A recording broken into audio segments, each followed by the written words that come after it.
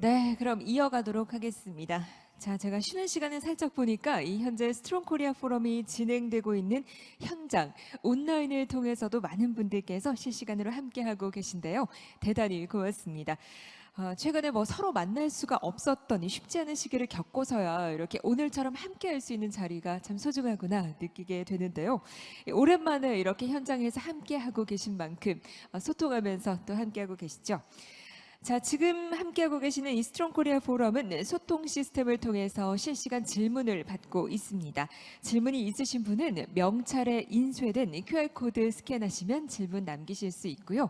보내주신 질문은 저희가 세션 마지막 토론 시간에 답변을 드리도록 하겠습니다. 많은 참여 역시 부탁을 드립니다. 자, 그럼 저희는 이어서 네 번째 세션 시작해 보도록 하죠. 지금 전 세계가 주목을 하고 있는 우주 개발 경쟁 갈수록 치열해지고 있는데요. 이 가운데 주목받고 있는 곳이 있습니다. 바로 신흥 우주 개발국인데요. 지금부터 조금 더 자세하게 이야기 나눠보도록 하겠습니다. 자, 이번 세션은 이복직 한국연구재단 우주기술단장께서 진행에 수고해 주시겠고요. 마크 세레스 룩셈부르크 우주국 CEO님, 그리고 이브라힘 알카심 UAE 우주청 부사무총장님이 화상으로 발표에 수고해 주시겠습니다. 자, 그럼 저희는 단상으로 모시고 이어서 네 번째 세션 시작하겠습니다. 여러분 박수로 환영해 주시기 바랍니다.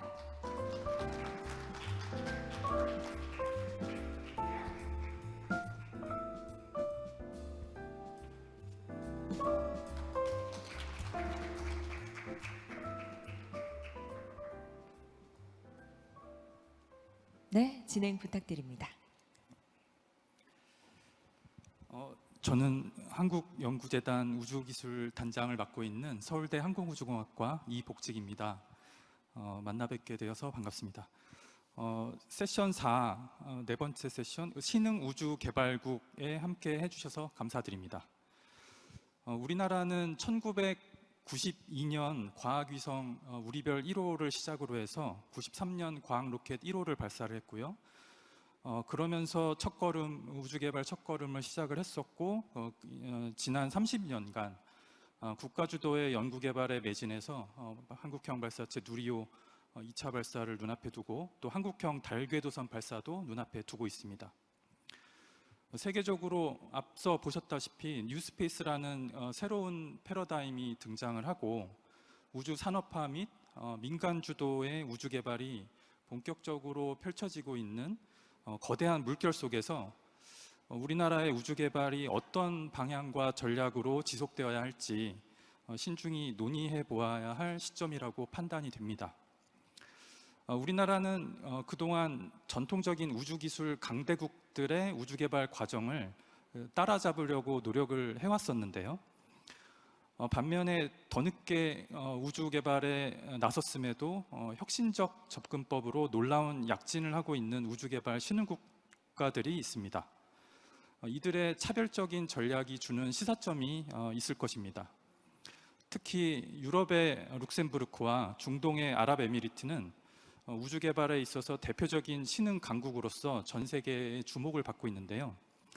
본 세션에서는 이들 두 나라의 우주 개발 현황, 목표와 전략이 무엇인지 각국 우주청의 책임자를 모시고 발표를 듣고요. 후발주자로서 급속도로 성장할 수 있었던 비결이 무엇이었는지 또 우리나라와 협력을 할 수 있는 방안들이 있을지 등을 알아보고자 합니다. 본 세션에서 첫 번째로 발표하여 주실 연사는 룩셈부르크 우주국 최고 경영자 마크 세레스 박사님입니다. 유럽 우주국의 룩셈부르크 사절단 수장이자 유럽 우주국 위원회에서의 룩셈부르크 대표이고 국제우주학회 회원입니다. 2014년부터 룩셈부르크 경제부 우주국 국장직을 역임을 하고 있고 경제부 이전에는 약 8년간 고등교육 연구부에서 산업정책실장으로서 룩셈부르크와 유럽 우주국의 관계를 관리를 하셨고 공무원 되기 이전에는 하이테크 룩셈부르크사에서 위성통신 제품 개발 수석 엔지니어로 근무를 하셨습니다. 벨기에 루벤 카톨릭 대학에서 마이크로파를 전공했고 전기공학 석사 및 광전자공학 박사학위를 취득하셨습니다. Dr. Mark Seres, please proceed with your presentation. So good afternoon to all, and thank you very much for having invited me to the conference. It's a real honor to be here and to share with you a little bit what we are doing in space in Luxembourg. So I intend to go through a little bit what we do in 3 main chapters. So first of all, I will go a little bit through our policy and strategy, and then tell you in a few words a very important initiative that we started in 2016, and then last but not least also show you a little bit how this development has achieved a certain number of our objectives since the last 10 years or so. So we are here in a session on emerging countries, and I think many do not know that in fact Luxembourg is already active in space since quite a long time. In the 80s, the government of Luxembourg started the initiative of creating the first European commercial satellite operator called SES, and this has developed, of course, with a great success. SES is in the meantime one of the largest satellite operators around the world, and as I said, this has been under the impulsion of the Luxembourgish government. And as you can see, a number of things happened over our history in space, and we became a member state of the European Space Agency in 2005. We started a new flagship initiative called spaceresources.lu in 2016, and I will say a few words about that as well. And it's in 2018 that Luxembourg created the Luxembourg Space Agency. So our policy is built on one very important element. It's the contribution to the diversification of our national economy. Over the years, Luxembourg has been depending on specific industrial sectors. It has been the case in the 60s, for example, with this dependence on steel industry, which was representing about 70% of the GDP at that time. Today, again, Luxembourg depends strongly on the financial services, which is still about 30% of GDP. And so this willingness of the government to always keep an economy that is diversified also led to this strong support to develop the space sector in Luxembourg. And of course, doing that, you need, of course, to address other topics. And the second objective here of the space policy is expanding the space capabilities, starting from this heritage that Luxembourg has built up since the 80s with the existence of a satellite communication operator in the country. Competitiveness is also a very important element. We don't have such a big national market, so all the companies here are immediately in competition either on the European level or worldwide. Of course, near to this more competitive aspect, international cooperation is also a very important element. And last but not least, all what we have built up over the last 30, 35 years, we want, of course, to keep a certain leadership on that. So, and that has led also to define a certain number of missions for the Luxembourg Space Agency.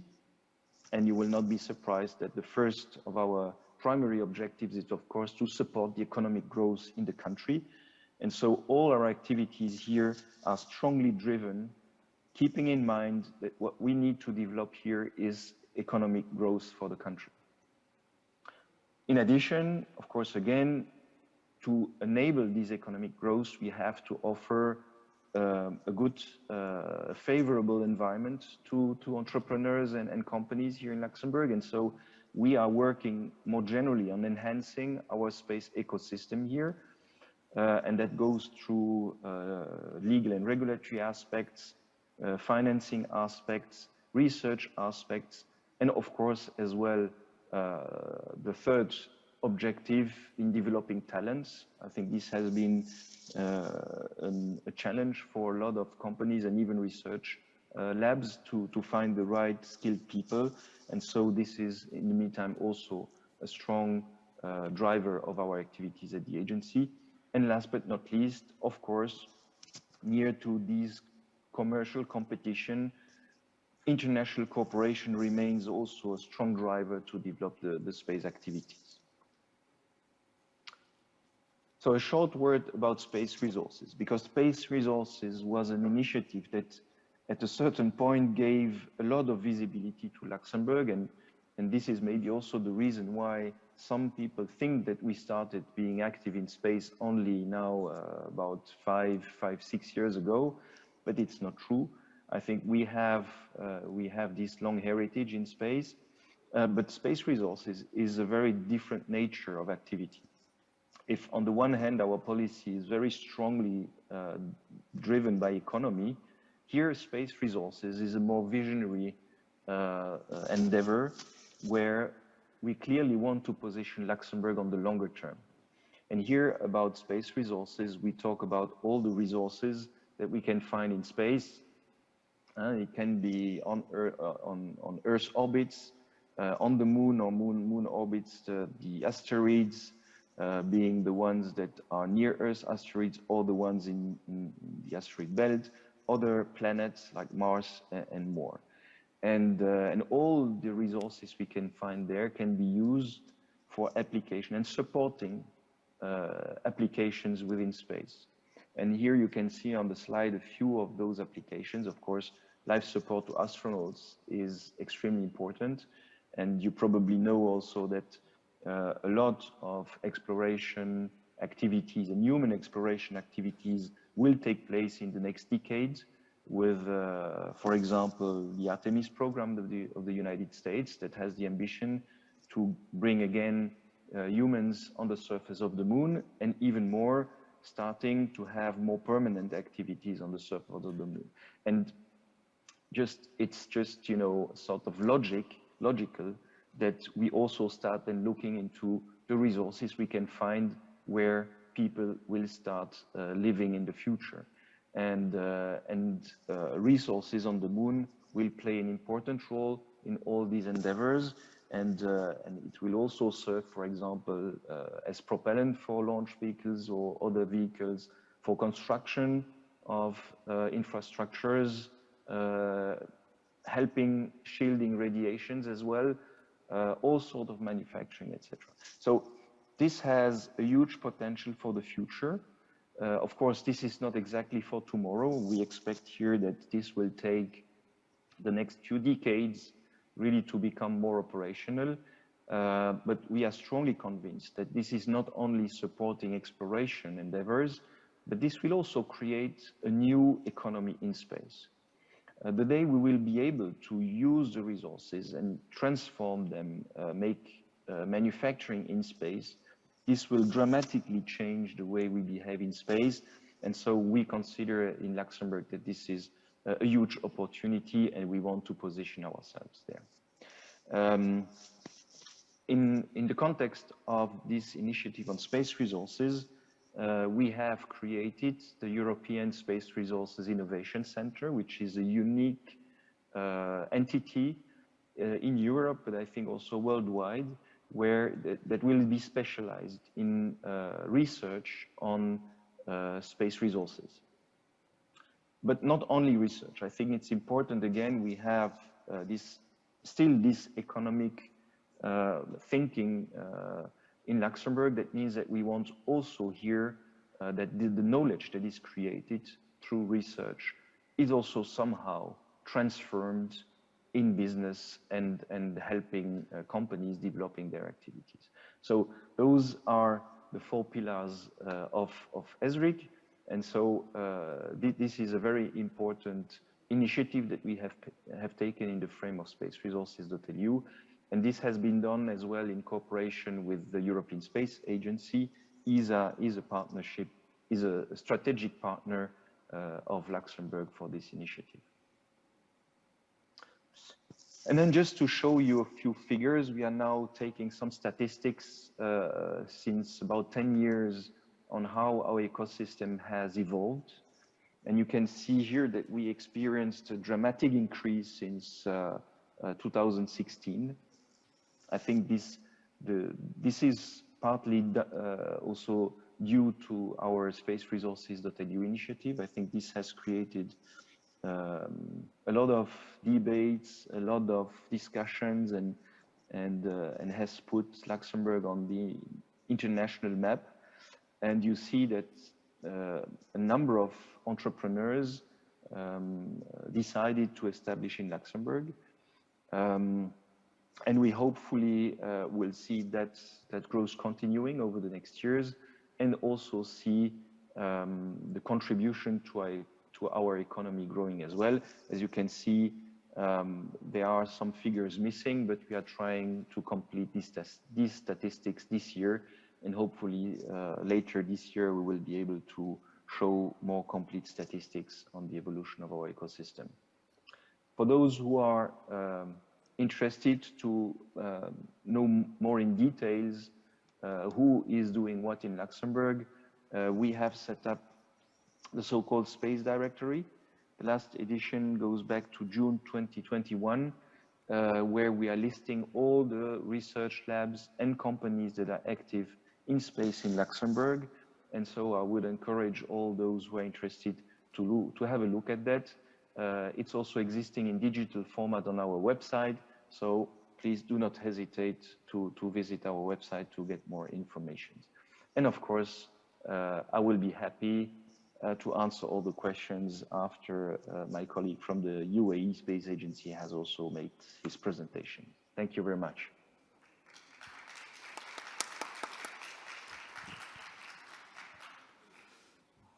Thank you for the presentation.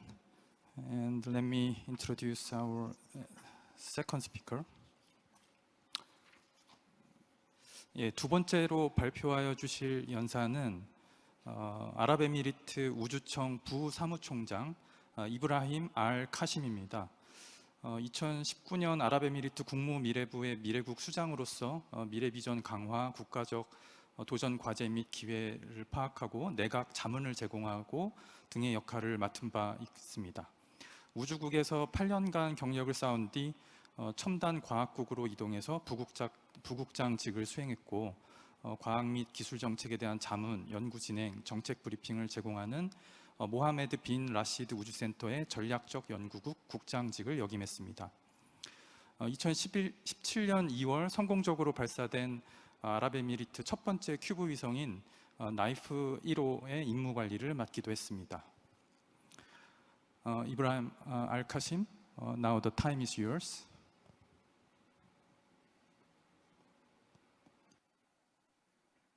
Thank you very much. Good afternoon, ladies and gentlemen. What a pleasure it is to be asked to address such a distinguished assembly today. I only wish I could be there in person, so hopefully next year. If you'd allow me now to start taking you through a brief about the UAE space program, but I'd like to start the presentation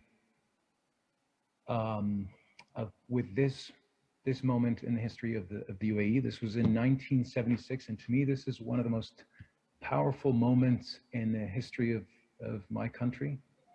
So 1976, only 5 years after the establishment of the Union, of the federation that makes the country, the UAE.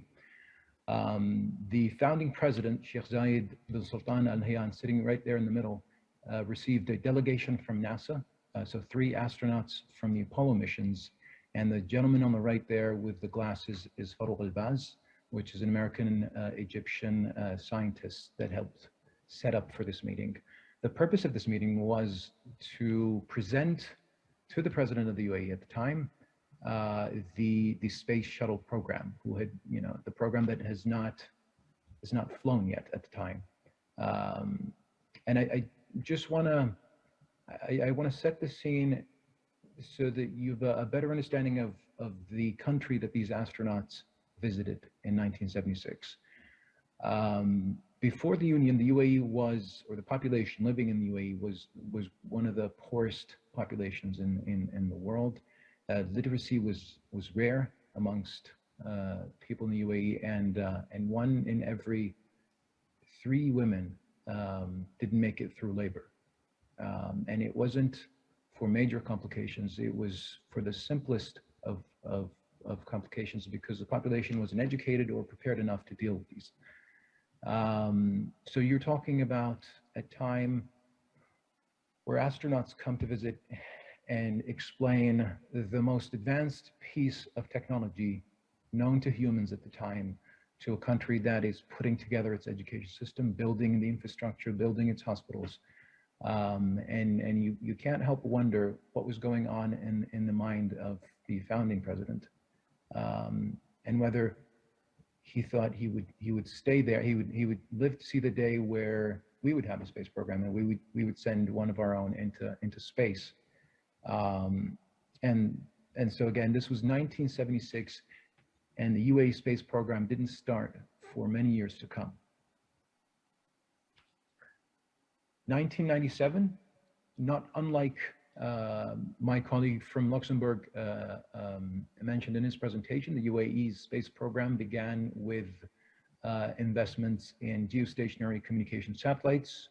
So the acquisition of, or the procurement of geostationary comsat by Thuraya moved the UAE from being a user of space data and services into becoming an operator, and hence the beginning its space program in a sense. About 9 years after that, the UAE, and specifically the Emirates Institute for Advanced Science and Technology, signed a strategic agreement with Saturk Initiative from Daejeon, South Korea, to kick off the UAE's upstream development space program. And it was the first time the UAE started developing its space technologies. That relationship with Saturk Initiative lives on and is very near and dear to our hearts, and it's a relationship that we will continue to invest in and strengthen over the years to come. So 2006 was a significant year for the UAE space program. 3 years after that, we launched BISAT-1, the UAE's first remote sensing spacecraft. And over the years, we see a growth in both the commercial geostationary comms companies and their spacecrafts, and growth in our remote sensing program at EAST. 2014, Cabinet approved a law to establish a federal body, which is the UAE's space agency, with 2 primary mandates. One is to set the national space priorities for the entire country. 2 is to provide funding for the expansion of the space program towards deep space exploration missions. Once again, not unlike our colleagues in Luxembourg, this was always intended to build capacity and diversify the economy. So space was going to be a field or a sector that the UAE would use to establish a knowledge-based economy, to diversify and strengthen its science and technology ecosystem, and truly upskill its workforce. With the establishment of the UAE Space Agency, the announcement of the Emirates Mars mission was made, and that we had 6 years to launch in 2020 and to arrive into orbit around Mars before 2021, which marks the 50th anniversary of the establishment of the UAE. 2019 was again a major milestone for the space sector in the UAE, when we launched our very first astronaut, and we'll get to that too in a later slide. And obviously 2020 was the launch of our spacecraft, and on February 9th, 2021, the entire nation was buzzing with excitement when Hope, the Emirates Mars mission, or the spacecraft Hope, slowed down and was maneuvered into orbit around Earth, and began its scientific mission around the red planet. So very quickly, with regards to the mandate of the UAE Space Agency, again, it was to set the priorities on a national level. It was to fund research and development, obviously research and development carried out through deep space exploration missions with the objectives of upskilling and building capacity and building human capital across the country. Over the years, the UAE has managed to grow its space sector, and you can see a collection of the major players within the sector. Some of these players operate at all three levels, so upstream, mid, and downstream, while others choose to specialize within their areas. I think one of the areas, one of the pillars that made our space program move at a fast pace and achieve some milestones within the last 25 years is international collaboration. So I mentioned the strategic partnership with our colleagues and our partners in South Korea, and that was a significant contributor to the growth and success of the UAE's space program. We continued with that, with the Emirates Mars mission, with our partners in the US. These made the biggest differences in terms of building capacity across the space ecosystem in the UAE, and so we understand the value of international collaboration, and we will continue to invest in old partnerships and reach out to new partners around the world. Here's a glimpse of the spacecrafts currently so active or decommissioned spacecrafts in orbit. The UAE owns 19 spacecrafts in space today, 18 of which are around Earth, and one which is an active scientific mission in orbit around Mars today. In development or under development, we currently have 8 missions. Again, the majority of which are Earth missions or missions around the orbit of Earth. By the end of this year, we are expecting to launch our first lunar rover, Rashid rover, to land on the surface of the moon, whilst we've announced a continuation of the capacity building program that the Emirates Mars mission began with sending a spacecraft to explore Venus and then the asteroid belt that launches in 2028, with a huge emphasis on the private sector, and hopefully land on one of the asteroids by 2033.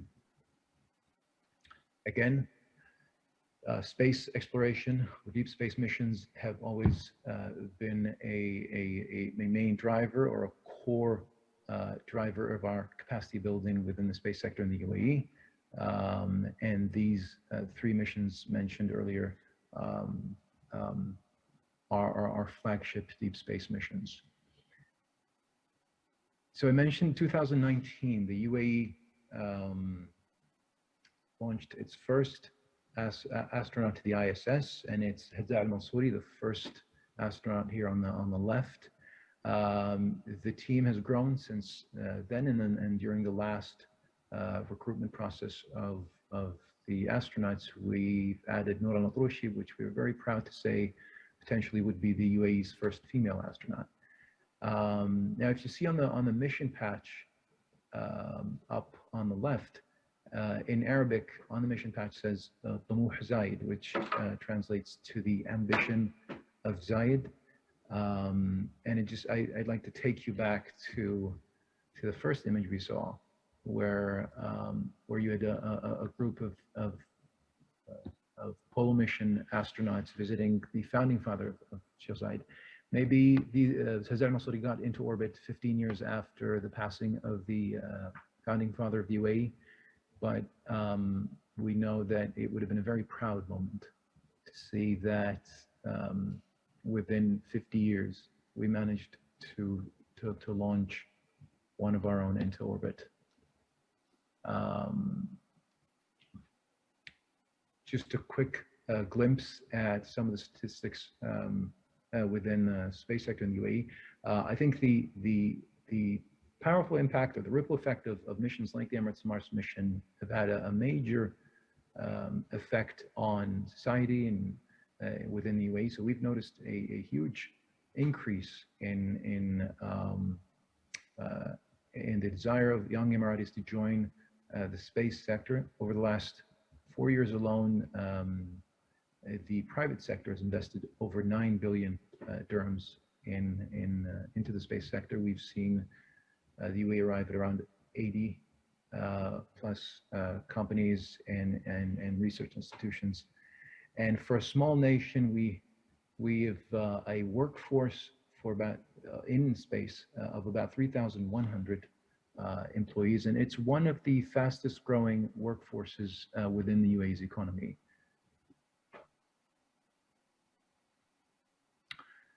So I mentioned that the Emirates Mars, the mission to the asteroid belt has a major focus on the private sector. So we would continue what the Emirates Mars mission began by engaging with the private sector for upstream and midstream development.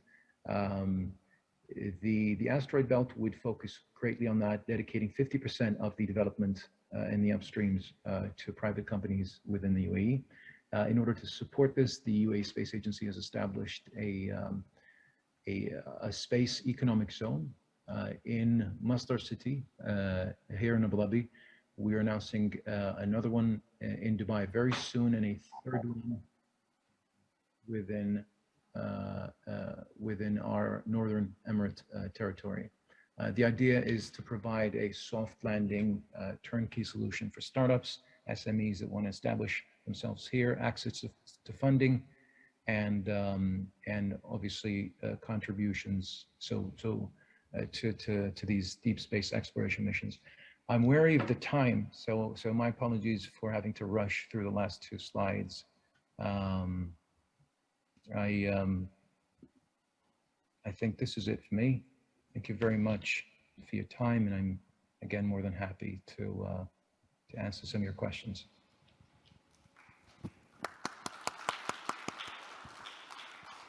Thank you for the presentation.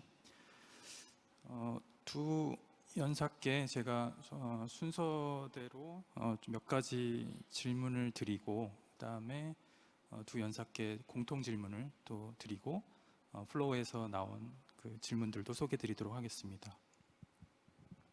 So let me start with Dr. Seres.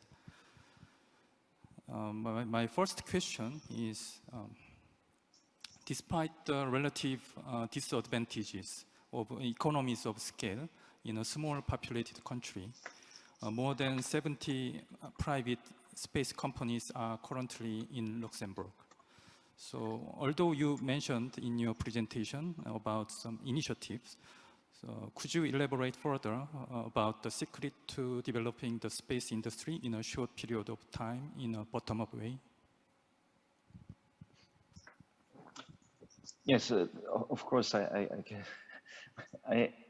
I'm very often asked to share the secrets of Luxembourg in its endeavor in space, but there is no secrets, and I think what we are trying to do is really to adapt our activities also to the country, and so it's very often difficult just to transpose what one country is doing to another country, and I think it's very specific to ambition, situation, and so on. And I would say that one of the aspects that, of course, has driven to this expansion of number of companies over the last few years is that we really communicated to the entrepreneurs that we are favorable for this business development in the country, and we are doing all we can to create this environment where they feel comfortable to develop their business. And so again, I think that our spirit is really an economic-driven spirit. And that means we are looking for entrepreneurs who want to develop commercial activities out of Luxembourg. And so we are somehow leaving a little bit the more traditional way agencies were, behaving in the past, where the agency is there very often to implement scientific objectives, develop science missions. And this is not what we do. I would say we are really on another corner of the objectives. We are there to help industry and companies to develop their own ambitions. And maybe a few aspects. I don't know if we can really talk about secrets, but I would say I think that the parameters or the characteristics that have helped us a lot in achieving these goals is a very strong political support.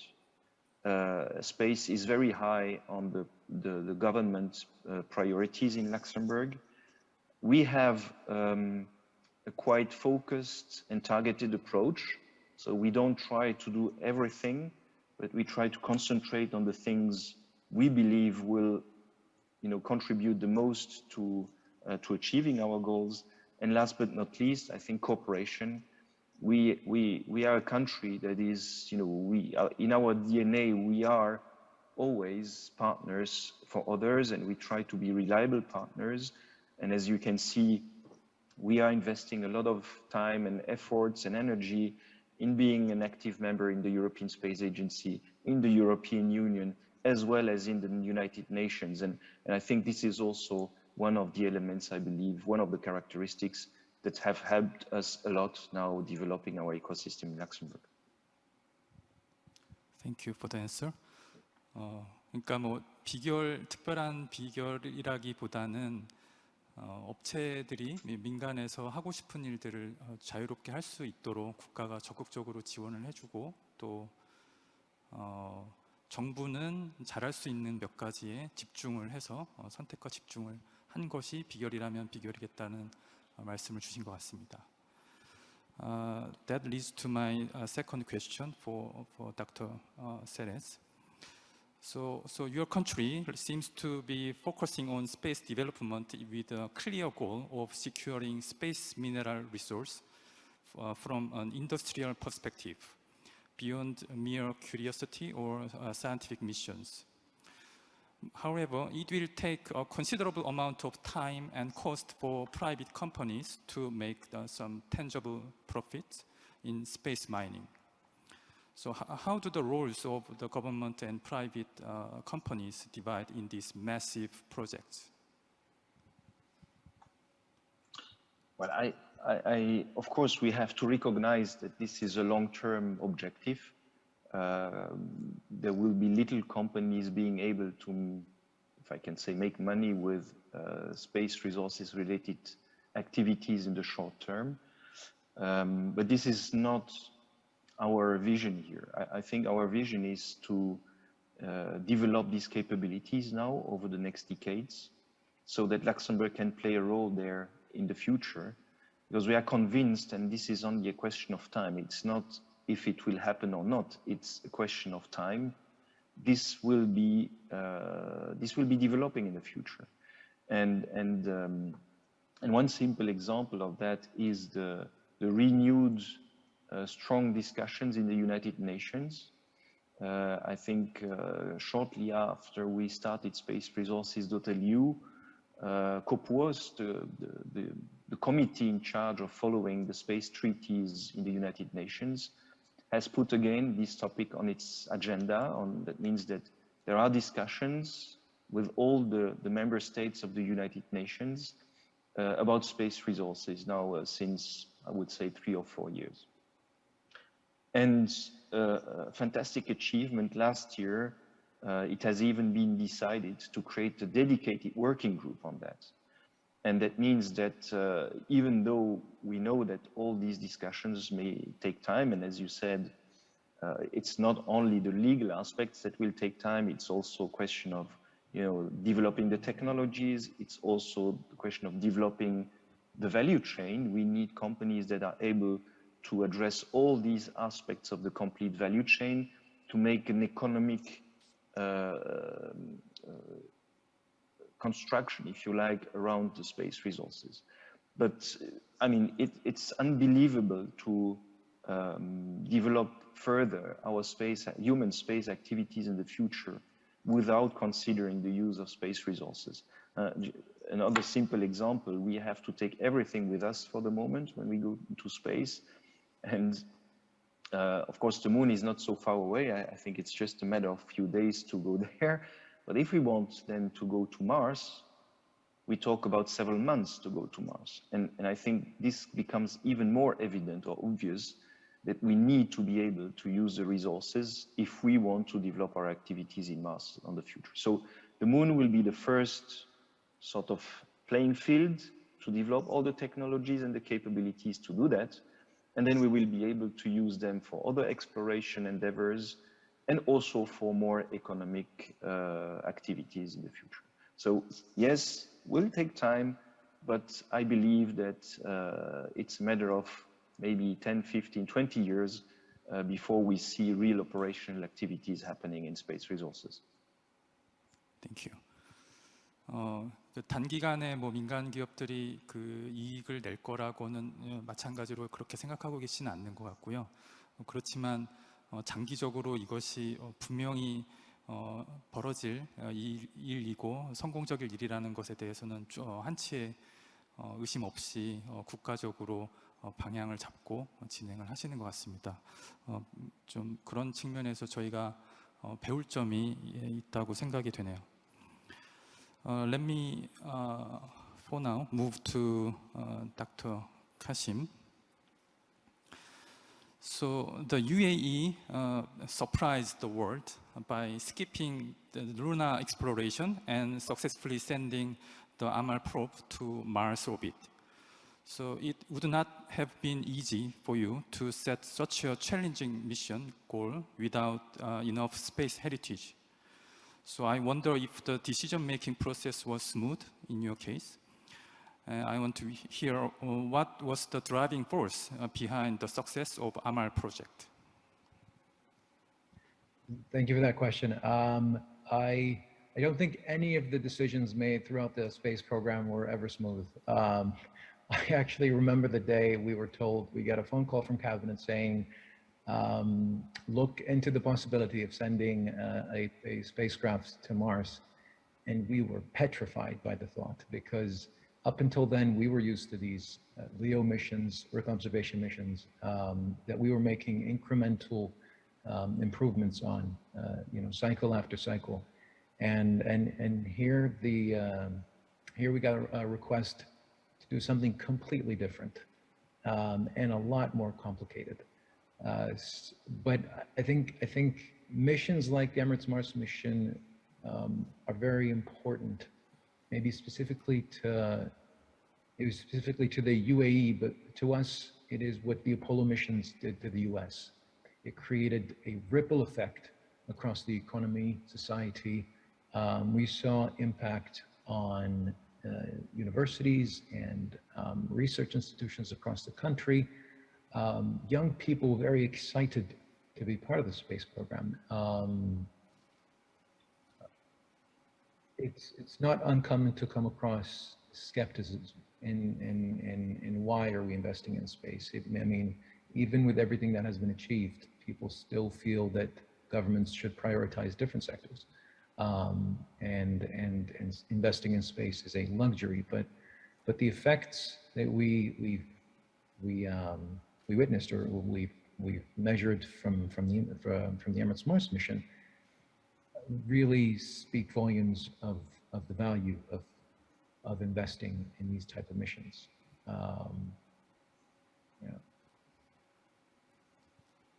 Thank you. 이게 뭐 잘 아시다시피 이제 UAE가 그 뭐 이렇게 우주 탐사를 달 탐사하고 화성 탐사 이렇게 순차적으로 가지 않고 달 탐사를 건너뛰고 화성 탐사를 결정을 하게 된 배경이 좀 궁금했는데 뭔가 이 탑다운 방식으로 화성을 가보지 않겠냐라는 의견이 있었던 것 같고 이제 개발진에서는 좀 당황을 하셨지만 그래도 결국 굉장히 혁신적인 어프로치로 성공을 해내신 것 같습니다. 그래서 또 이런 부분에서도 저희도 지금 많은 유사한 지금 고민을 말씀해 주셨는데 과연 우리가 피부로 느끼는 여러 가지 우리 경제적으로 한정된 예산 속에서 투자할 곳들이 많은데 과연 소행성 탐사라든가 또 만약에 저희가 화성 탐사를 꿈꾼다면은 또 그런 부분에 과연 대한민국이 거기까지 가야 하는가 또는 그런 투자가 꼭 필요한가라는 그런 공감대를 끄집어내는데 많은 어려움이 있을 것 같습니다. UAE의 성공에서도 아마 지금 같은 고민을 말씀해 주셨고 그럼에도 불구하고 성공을 시켰을 때 그게 이제 국민적으로 또 환영을 받고 또 국력의 성장을 나타내는 지표로서 분명히 역할을 했다고 봅니다. My second question to Mr. Kasim will be about the astronaut. So I wonder if you have your own training system for those astronauts. And secondly, what would be the future missions for these astronauts? Thank you. So as it stands now, most of the training of our astronauts is happening with our partners in the US. However, if the program grows in size and we feel that an investment in a more domestic training capability is required, then we can certainly make that investment. I think the next mission, was announced a few months ago by the Prime Minister, which would be the UAE's first long period or long-term mission to the ISS.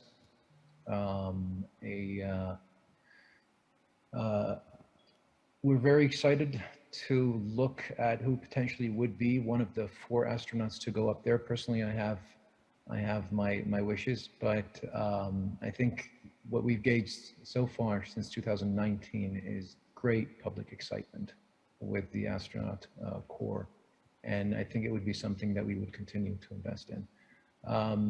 What future missions beyond the ISS missions, where we would go beyond that, the UAE is a signatory to the Artemis Accord, led by the US. So we would be more than happy to support a global effort to establish something on the surface of the moon or beyond towards Mars. Thank you for the answer. 지금 보셨다시피 놀랍게도 우주인을 4명을 선정을 해가지고 이미 트레이닝도 거치고 있고 또 앞으로 비전이 인하우스에서 우주인을 교육할 수 있는 역량까지도 지금 계획을 하고 계신 것 같고요. 장기 우주 정거장 미션 이런데 우주인들이 활약을 한다고 하니까 굉장히 부럽습니다. 저희도 좀 이런 부분에서 많이 참고를 해서 좀 국가적인 전략이 수립되기를 기대를 합니다. 시간이 조금 부족할 것 같은데 제가 그냥 한 가지 공통 질문을 드리겠습니다. So this question is for both of you. So both countries do not yet have their own space launchers. So I wonder if you are planning to use the overseas launching system in the future, or if you have any plans to develop your own space launch vehicles. Maybe Dr. Seres first. Well, the launch domain is a domain where we have not invested over the last years, even though, of course, it's a mandatory step to develop space activities. But we have seen so many initiatives around the world. I think now, if you look at the development of let's say the smaller launchers, I think you have more than 120 startups and companies who are active there. So I think there is probably enough investment for the moment there to develop this sector. And in Luxembourg, we have decided to concentrate on other things. So no intention for the moment in Luxembourg to develop our own launchers. Thank you. And Mr. Kasim. So I think here in the UAE, we're in a very similar position. I think we would continue to utilize overseas launches, especially with significant drop in cost in these new reusable launchers. Nothing is in the pipeline to develop any kind of domestic launch capabilities. I think the economics of which is the main driver. The economical aspect or element is the most potent element in this decision. Should that change in the future, we might reconsider, but for now it doesn't make any sense for us to do that. Thank you for the answers.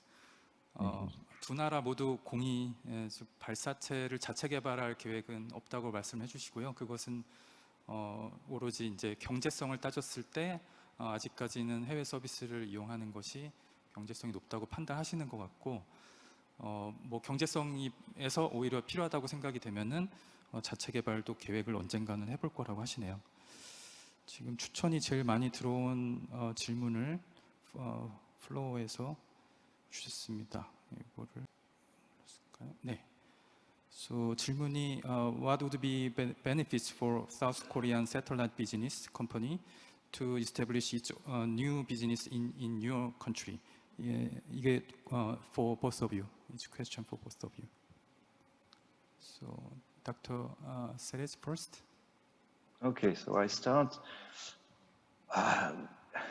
You know, I think that we have a very business-friendly driven spirit and approach.